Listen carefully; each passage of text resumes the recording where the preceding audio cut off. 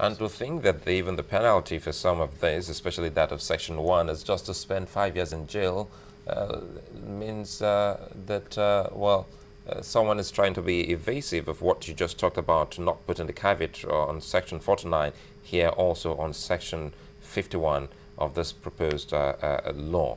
But the way it is actually, how well can the medical sector progress when all of these are actually banned, if we know that these can actually aid some of the works and, should I say, findings of the medical sector? Well, for instance, you talked about diabetes, finding cure for diabetes. We've also heard about transplant, maybe kidney, liver, and the likes. How can this help if we put a ban on all of this? Now, what we need to do, and what every country has done, is to enact a separate law which addresses transplantation, the rules, and it's stated very clearly, and it's specific. Now, if you want IVF, you have to enact a separate law, and it's stated, very expressly what needs and what can be done and what cannot be done.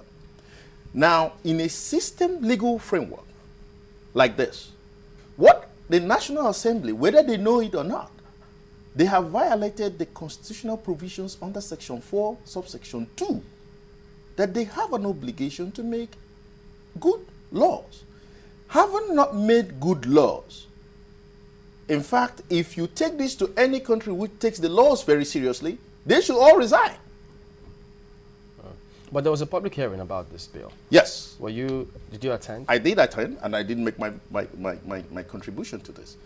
What did they think? What was the response? Well, actually, to the point that the Senator Okowa Ifeanyi asked who in the hall supports Section 51 and all the sections, that nobody raised their hand, except at some point one of our elderly colleagues said, well, I have diabetes and it might help.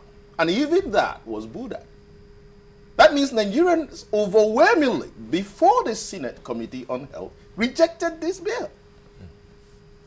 The bill or that section? Is it the entire bill or just that section? Well, when you go from Section 51 to 58, what is remaining of the bill? Now, even, not only this, if you go back to the bill to Section 1, when you look at, you want to address a system regulation, you have ward and village health systems. What does that mean? Everybody will now claim they are ward practitioners of health. You are going to explode quackery in Nigeria. I'm looking at Section 54(1) here, where it states that it is an offense for a person who has donated tissue, blood, or a blood product to receive any form of financial or other reward. Meaning a reward for such donation except for the reimbursement of reasonable costs incurred by him or her to provide such donation and to sell or trade in tissue, blood, or blood products except as provided for in this bill. In other words, I think they're trying to make it look like it's a donation, so the monetary aspect of it should be out of it. Not really. What actually you read is that the organ can be sold at a reasonable cost. What is reasonable? Is it 100,000, 1 million, 10 million? What the law allows is reasonable cost. What's that definition? So the law actually allows trade in organs. So that's business coming into business. This is business. Some people are trying to use Nigerians and sell them in parts. But we understand That's that is also going on because, I mean, I see Tolu's tweet here saying that he was shocked when he heard some people went to Malaysia to sell their organ. So this is already going on. Yes, there is an international racketeering, but we don't know, in no country is it law. In no country on earth is it law. Wow. Nigeria cannot make it law. What role, or do you think this has escaped the Medical Association or the Medical Guild or the Medical and Dental Council of Nigeria, this egg trading which you talked about? I can tell you, being the chairman of Association of General and Private Medical Practitioners of Nigeria, which is the umbrella organization for all the private doctors in the country, in Imo State, I hosted the National Executive Council meeting of all the chairmen and secretaries of AGP and PN. We took a very clear position. We, as private practitioners in this country, will not support egg trafficking in any form. We will not support organ racketeering in any form. And we took our clear quote 14-point rebuttal of the bill. They never consulted anybody. You want to make a system bill, they never consulted us. The drafters of this bill? Yes, the drafters of this bill drafted this bill and then just throw it to the nation.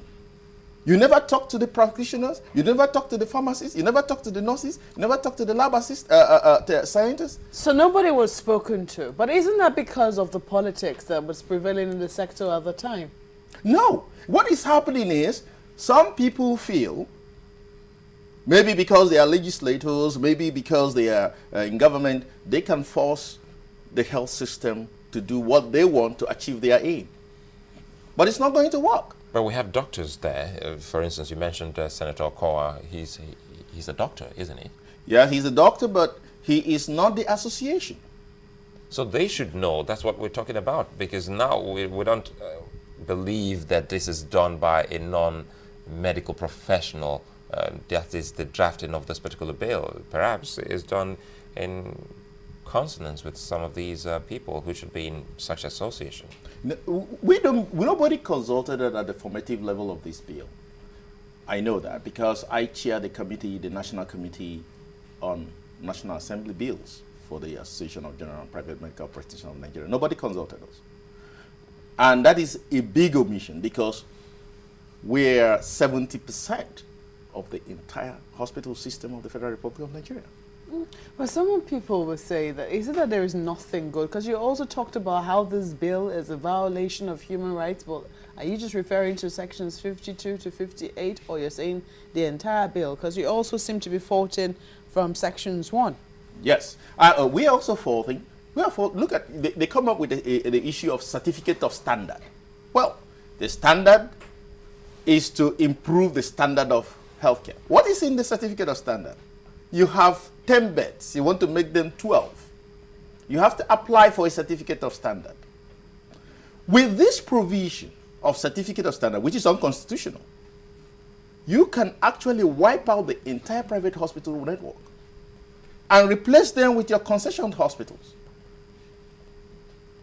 And we feel this is a grave danger. But shouldn't private hospitals be regulated? I mean, even if you're able to get a permission or license, whatever it is, to start your hospital, and at some point you want to use the same facility, I mean, one would think that there will be a body that will come and check and see what you have. Say if your hospital can take 10 beds, if you're still going to be using that same facility and you want 20 beds, they have to make sure that it still can take it, not that you're crowding the hospital with beds. Absolutely. But that regulation is already being done.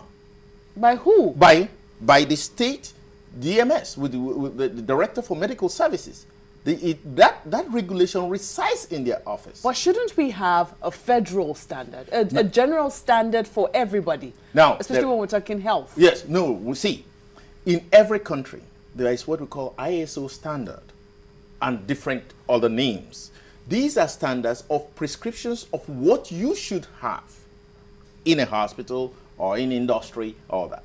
That is what the federal body does. And say, look, these are the things we should have. The enforcers and the people who carry it out are the states.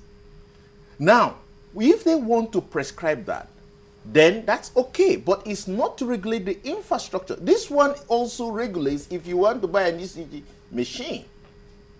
Now, you have to apply for a certificate of standard.